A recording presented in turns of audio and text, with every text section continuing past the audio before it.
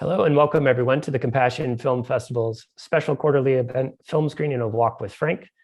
My name's Aaron and I work with the Compassion Film Festival. Very delighted to be here today to introduce our special guest for this interview. So first I want to start by introducing our interviewer from our partnering nonprofit Huts for Vets.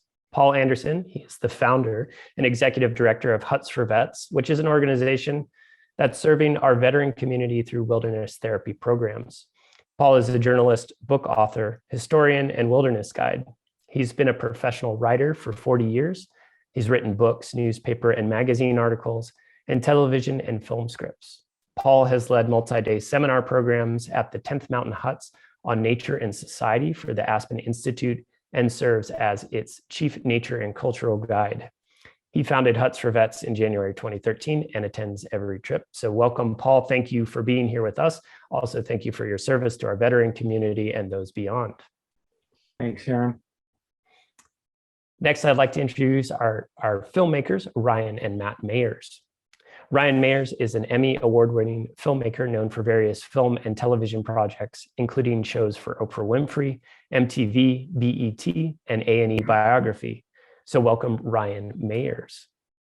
Thank you. I'd like to introduce his brother, Matt Mayers, as well. Matt is a freelance producer based in New York, whose work has helped promote national brands and Grammy award-winning musicians. So welcome, Matt Mayers. Thanks for being here. Thank you. And together, Ryan and Matt's goal is to make films that find an emotional truth while telling an entertaining story. So thanks for producing this film as well. Lastly, and finally, I'd like to introduce Frank Romeo, our main documentary subject. Frank is a veteran, an artist, hiker, teacher, and of course, the main subject for this film, Walk with Frank. Frank's journey started when he was ambushed and critically wounded in the jungles of Vietnam, sending him down a dark spiral of drug and alcohol abuse, prison, and family discord. Since then, he has been trying to understand his own issues while working to change the cultural conversation surrounding mental health in general and post-trauma. Once he learned to embrace his own past and not run from it, Frank was able to finally take his first steps in healing and also to come here today and have this wonderful opportunity to meet Frank, the main documentary, a subject of Walk with Frank. Thank you, Frank, for being here. Thank you for having me.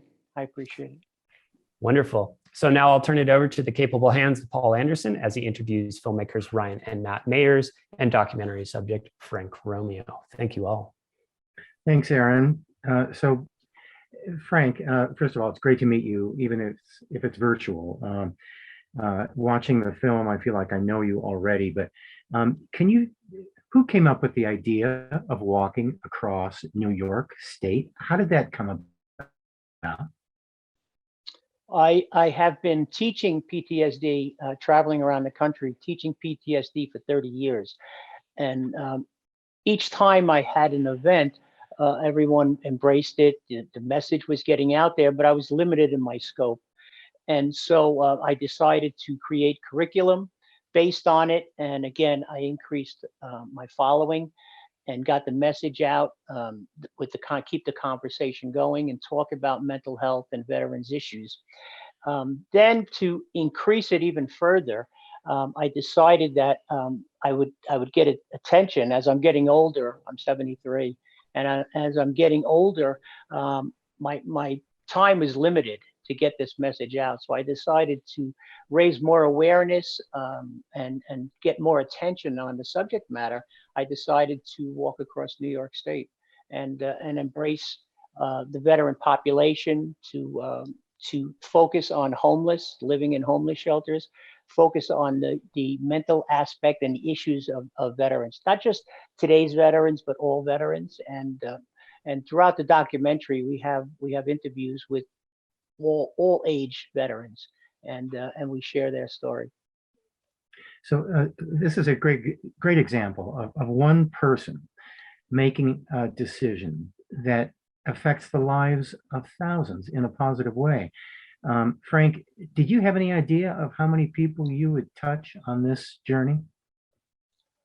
I had no idea. This is just this project has been in the works for 5 years. So I started Walk with Frank that aspect of my work 5 years ago, and I had no idea it would grow into a national movement and take on a life of its own.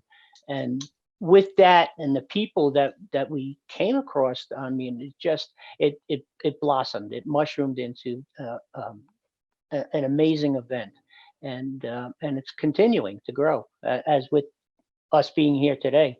You know, we're making new partners, Huts for Vets and the Walk with Frank project, and we're making new partners every day. So Ryan and Matt, how did you learn about Frank? And obviously your film is going to expand it even further. How did you learn about Frank, and how did you approach him with this idea of documenting? Well, I first met Frank through a friend and colleague who is also the director of photography on the film, Richard Chisholm. We were working on a promotional video for Frank when he was doing the walk. He was looking to raise money and to get support just for the walk itself. And then that led to conversations about, what if we did a documentary about this walk, and to capture, what he's doing, and to give voice to the people that he is going to meet along the way.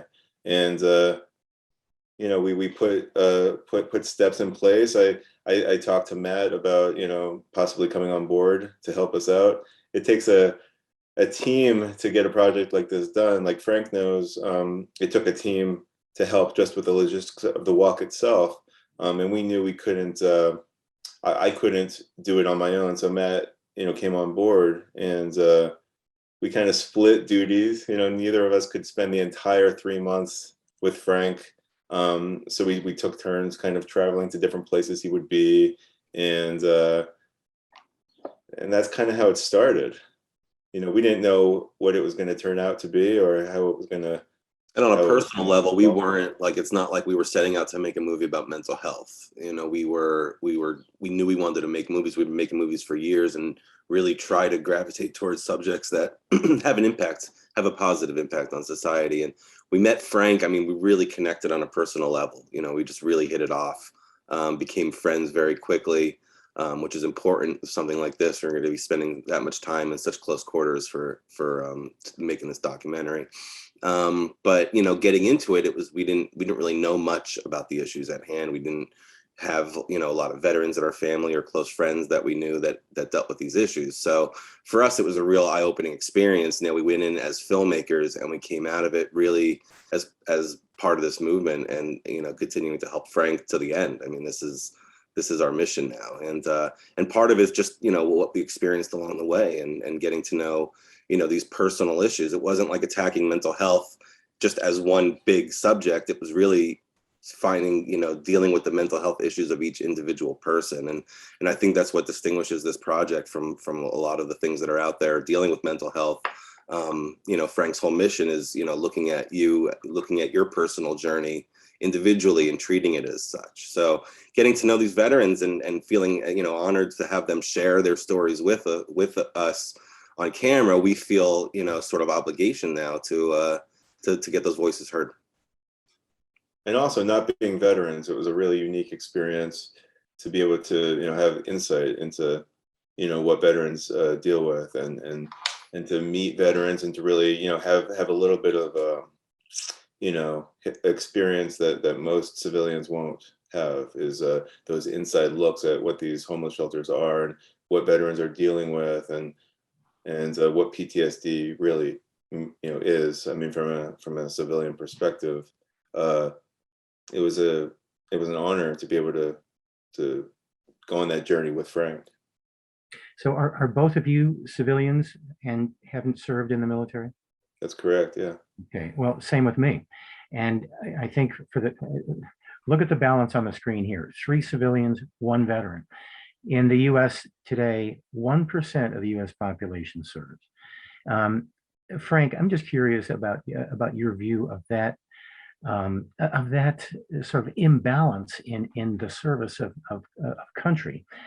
You served; you're part of that 1%, and there's both isolation that is attached to that, and there's also, I think, a sense of of moral dignity to it also. Can you reflect a little bit about being a service member and relating to civilians who don't understand that? It's very, very important bringing this subject up and talking about it, because we are such a small minority, and it's almost more important to teach, inform, enlighten the other 99%. Like, it's that important to enlighten them and to bridge that gap between the veteran and non-veteran. Being isolated, being that small percentage of the population. Where do I go? Especially during my era, during the post-Vietnam era, where did I go? There were no programs. There wasn't any of the civilian population that could relate. Back then there were the older World War II veterans. So it's just as important. This film is just as important to make that connection with the non-veteran, and to have them understand, and to have them try to understand the veteran mind. And the film does that. The film talks about, going through these interviews and talking, and these conversations, what do veterans talk about when they're alone, and have now the general population being a fly on the wall and to listen. And if you're going to help a veteran, you have to understand the veteran. You just can't make a program and say, okay, let's hike in the wilderness, and let's ride a horse, let's go sailing. But you need to understand that veteran, and you need to get into the mind of the veteran. It's that important. The isolation part is it's deafening. It's for decades, and that was my problem. For decades, I had no one to turn to, and no one to share my innermost feelings with. And so, the isolation, and all veterans are isolated to that extent. They all have a story, and they're all, whether they're sharing their story or not, most of them aren't sharing their story. Even the older veterans, 50 years now, they're still not sharing their story. And so, we need to break that barrier. We need to break down the barrier between the veteran and the non-veteran. And it's just as important as helping the veteran. You have to help the civilian, or we're not going to make it work. Yeah, so the issue really is it's more than healing veterans. It's healing whole communities. It's making communities whole again. And Frank, you reflect on the idea and values of community. When you're walking across New York State, you're meeting people who embrace you, I think, openly and fully. That must give you a sense of community that is beyond most people's understanding. How did that affect you? It was so impactful to me. It changed my life. I learned, most importantly, I learned to listen beforehand, and I tried to get the non-veteran population to understand that concept, just to listen. So I would start a conversation, and not just thank you for your service, but how you doing? What, can I do anything for you?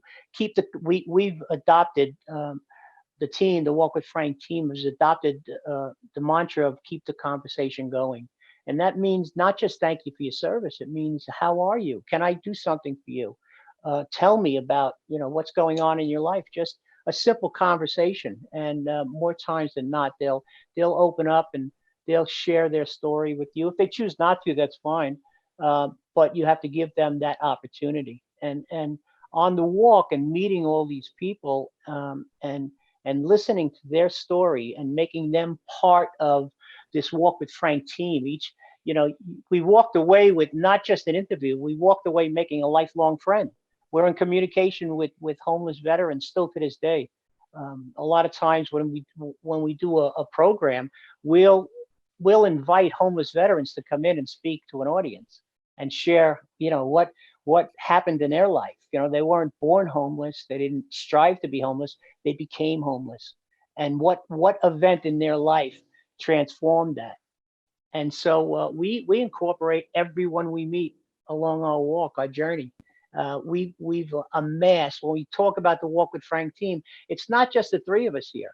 It's mushroomed into tens of thousands of people who have embraced this movement, if you want to call it a movement. and become what we consider the Walk with Frank team or family. And Ryan, what, I mean, there's an emotional tag in this film. Did you see it immediately? And um, uh, how did it touch you personally? Why do you care about veterans? A great question. You know, it's something that you know, we all know veterans, and honestly, I don't think I had the opportunity before to, or it didn't occur to me to ask these questions that Frank's asking. And I think, you know, having some insight into what veterans feel, what they're thinking, and also, you know, just realizing that that barrier that may be there is just self-imposed. You know, I think that a lot of civilians are maybe intimidated. I mean, I'm speaking for myself. You know, I definitely had a certain amount of intimidation when talking to a veteran. Like, you know, why would they want to talk to me? I don't understand what they went through. You know, they may, you know, or maybe a sense of, if they're dealing with something, I don't want to bring up, you know, bad memories, that type of thing. And that wasn't the case. You know, most veterans that we talk to are, you know, just super great people. You know, people that you know, wanted to share their stories, and you know, people that I would want to know and get to know better. So I think that alone made me realize that, you know, there's veterans in every community, veterans in a lot of our families, and a lot of our friend circles. And you know, if more of us were willing to just start those conversations, I think that we would feel enriched, you know, as Matt and I did along this journey. You know, we felt like our lives were enriched just by knowing these veterans and getting to know them. And you know, these are people that put their lives on the line to, you know, to serve our country and to keep us safe. And I think that the least we could do as civilians is just get to know them. It doesn't have to be on a veteran level either. Like Frank was saying, like these, yes, they're veterans, but they're also artists, they're chefs, they're, you know, like we would meet some of these people at these fish fries or whatever. You get talking about stuff that's not even veteran related. And it's like Ryan said, it's just getting to know them on a personal level. And it's breaking that, you know, that built up construct, that fear, whatever it is, of just, you know, wanting to let down your guard and talk. And, you know, the one thing Frank does really well, he's very disarming. And it's the one thing, you know, that really hit us right off the bat was sort of like, you know, Frank can walk into a room and these guys, and he starts sharing his story, and these guys are disarmed instantly and want to share their story and open up to us. So it kind of showed us that just, you know, just by asking those couple questions, you know, you get rid of that fear, and you're able to really connect. And that's what it's all about, is connection. It's the opposite of isolation. Yeah, I think the three of us who are civilians working with veterans see a part of society that most civilians never see. And so many of the veterans that we serve at Huts for Vets, they think that they've been thrown away by society, and they have huge value for society. Frank, I'm just curious how you, when you connect with a veteran and you want to give them some support, how do you convey this idea that they are worthy people? I talk to them one-on-one. So I'm not a doctor or clinician, as I state in the film. So we're, as veterans, we're tired of clinicians. We're tired of being told what to do. We're tired of the meds. We're tired of, you know, that clinical atmosphere type of communication. I don't want to talk to you in a laboratory. You know, I don't want to talk to you in your office. You know, I want you to understand me in the everyday life. Here I am, you know, and I have to go to work in a couple of hours. So, here I am, and let's talk. So I approach them at face value, you know, hey, how you doing? And, you know, like we say in New York, how you doing? You know, it's kind of like, you know, tell me about yourself. And so, I approach it that way. I don't approach it, and I don't claim to cure people. I don't claim to, I'm not a doctor. I'm not telling you that this, you know, it's going to work for you. I can only share with you my journey and share with you how I dealt with my trauma and how I move forward. And if that helps you, fine. If that doesn't help you, that's well and good. Maybe you have a better idea. I believe in education. I believe in educating the non-veteran as much as the veteran, and bringing the two sides together and finding that common ground. And that's what wars are. It's finding that people can't find that common ground. Well, we can find the common ground simply by conversation. Mental health and the stigma surrounding mental health and breaking that barrier starts with conversations. Communication is the key. And so I try to do that. I try to talk to them at their level, and and tell them who I am, and I ask, who are you? And it's that simple. It's just very simple, just to listen and learn. And I think we have a really hard time in today's society of listening to the other side, and no matter what the subject matter is, and we need to pay more attention to listening to each other, and that's what I try to do. There's a beautiful metaphor in the film of every step you take on that walk is a metaphor for progress, for one man's progress. And I think for social progress too. As you say in the film, you've got to move forward. You can't go back. How do you avoid I guess maybe the moral injury that you endured? How do you avoid not going back and miring into that? How do you keep your view so forward and optimistic, Frank? Well, talking to all these veterans, each time I spoke with a veteran, I absorbed their trauma, and I piled it on top of mine. And listening to some of these heartfelt stories, it's like, all right, I gotta take on another traumatic event and focus on it. I move forward. I try to envision. I don't feel that we as human beings that you cure PTSD. I feel that we absorb it, we learn from it. I try to learn more about myself, and when I teach veterans, and especially younger veterans, to embrace your trauma and make it a part of you. Rather than think you're going to be cured by taking meds, or there is no cure. I believe PTSD is inbred in us as human beings. I believe since the beginning of time that people were traumatized, and so it's human nature. Why change human nature? If I forgot about every traumatic event that happened in my journey, that means I forgot about those men that sacrificed, the men I fought with. I don't want to forget them. I want to remember them. My grandmother, my favorite person in the world, who passed away. When I think about her, I get teary-eyed. Well, that's part of post-trauma. And so I embrace that. And I teach people to embrace your trauma, and don't look for a cure, but learn more about yourself. Learn what triggers it, and so I know what triggers my trauma, and I try to teach younger veterans to embrace your trauma, make it a part of you, learn from it, and then turn around and teach someone else the same thing. And that's how we grow. Where do you get your strength, Frank?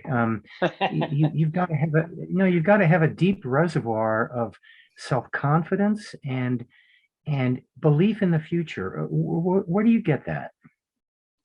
I've been down for so long, and I went through the journey, and again, so I went back to Southeast Asia, and as a teaching experience, a learning experience for students, and I faced it, and I lived in grass huts and rice paddies all over again, and I broadcast on a daily basis to students in America, and they watched me evolve through it. And when I first got there, I didn't think I could handle it. I didn't think I could do it, but I took that step, and I talked to one. Then I realized that the former enemy is a person just like me. We don't realize there's a real human being at the other end of the gun, who has a family and has feelings and has emotions.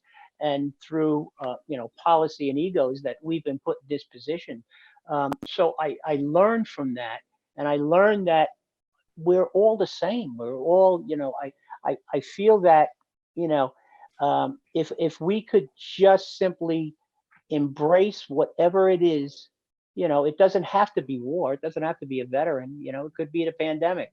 It could be a hurricane. Or, it could be any car crash, any major event.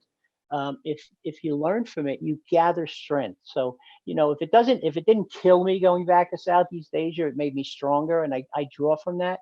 I draw from learning. I studied PTSD from the former enemy, and I learned from it, and that made me stronger. And so each time I talk to a veteran, and each time I even talk to a civilian or do a lecture, I gain more strength, and I absorb that strength, and that's what keeps me moving forward. And I don't know another way. I've done everything the hard way my whole life. I learned by doing twice, and so if it was wrong the first time, then I didn't do it again. And so I gather strength that way. And One of the real outcomes of the film for me is recognizing your courage. And courage is a difficult thing to describe, but you've shown courage all through. You took risks, you've taken risks all along, and without risk, I think we can lose opportunities. So calculating risks, putting yourself out there, being vulnerable. Is that a strength, Frank, or can that be a double-edged thing? vulnerable is a strength. You need to be vulnerable. You can't move forward without being vulnerable. And the sooner you realize that we're all vulnerable, and instead of putting up that wall, well, let's learn about our vulnerabilities. Let's learn from it. And I believe every day is a learning experience. And if I wake up in the morning and I figure on, I'll make a list. I'll sit there in the morning, and have my coffee and make a list of things that I want to do today. And we all are vulnerable. We all need to understand that, and we can't be afraid of being vulnerable. So post-traumatic stress disorder, PTSD, is usually how it's described. A lot of the veterans that we serve at Huts for Vets don't like the D part of it, disorder. They say trauma is not a disorder. It is a natural human reaction to something that is a shock to our whole psycho-emotional experience. So how do you see that, Frank? I agree, and I've been teaching that for 30 years now. That it's inbred in us. It's a normal reaction. Why would we want to? Why would we want to forget that person or that traumatic event? We learn from it. We're all survivors in some way. You're a survivor. I'm a survivor. Everyone in the audience that's going to watch this film and this interview is a survivor of something. Maybe they don't understand that, whether it be just a pandemic or the death of a loved one, or maybe war. We're all survivors, and with that comes, let's learn from it. Let's have a responsibility to help that next person that is still struggling. So once we go from the victim mentality into the survivor mentality, that we're all survivors in some way, we can embrace this, and we could work together, and we could move forward together. And so accepting that, I don't like the word disorder either. For lack of another term, PTSD hasn't been around. If you watch the film, it hasn't been around forever. People take it for granted. It's only, it really was established and recognized and diagnosed in the 90s. Before that, it was Vietnam War syndrome or shell shock, or, any number of names, or just, simple mental disorder. And so, people need to understand, where it comes from and what it is, and learn from it. Again, education. And I'm all about education. And so I think disorder could be done away with, Matt and Ryan, just last question. How did the film get funded? Who was your support on this? It's a good question. A lot of it was self-funded. Frank, did some fundraising for the walk itself, and there were some generous supporters that funded everything from the RV that was needed to follow Frank, and for the support team that went with him along the walk.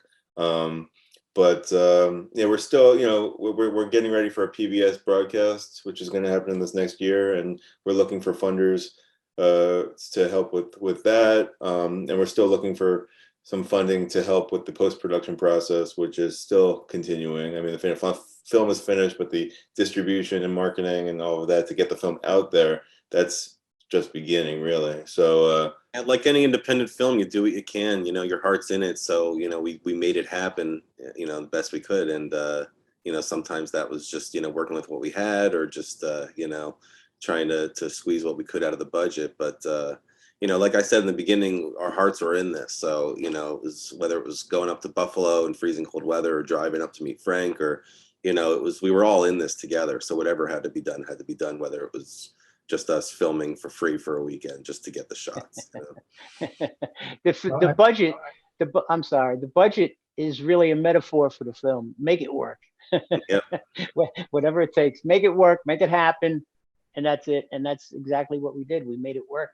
And people should take away from that, But it's also, we kept it small scale. We didn't want to be going into these homeless centers with big crews and cameras, so we kept it small. We wanted it to feel intimate. We wanted it to be intimate. It was hard enough going in there and asking these guys these questions, and getting involved in their lives, and staying with these people over the course of time. We wanted to keep it small, low key. Congratulations to all three of you for putting together something that's very meaningful. Thanks. And it's a pleasure for me to have been here with you. Thank you very much. Thank you for having us. thank you. Thank you. Thank you for having us. Yeah, this really fills our hearts here at the Compassion Film Festival. Just hearing these last words about education and the personal effort that everybody's put in, to see a virtual interview room filled with folks like you. We're very honored to have you here, and each one of you are doing your part to increase the compassion in the world, to remove suffering, to act in loving and kind ways. And our real aspiration at the film festival is to keep on highlighting the type of content that people can consume that will encourage their own hearts and minds to expand into ways like all of you have done. So very much a big thank you to you all for being here today. Wanted to let our audience members know, if you want to connect more, you can connect with Ryan and Matt and their films through mayersfilms.com. Specifically, if you want to connect with Walk with Frank Film and Frank and Ryan and Matt, you can connect through www.walkwithfrank.com.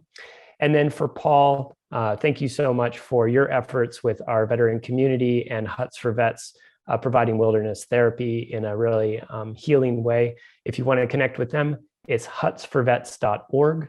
And lastly, for us, if you want to stay connected to our upcoming events, as well as our future festivals, the content that we like to accept and to show is one of like Walk with Frank, where we're nourishing hearts and minds. We're at compassionfest.world. So I want to thank you all again for being here for our special quarterly event. This interview and the film will be available until the very late night of Sunday, February 20th. And remember that we're here breaking the stigma of mental health, and keep the conversation going. So thank you, Ryan, Matt, Frank, and Paul for being here. Thank you, Aaron. Thank you. Thanks.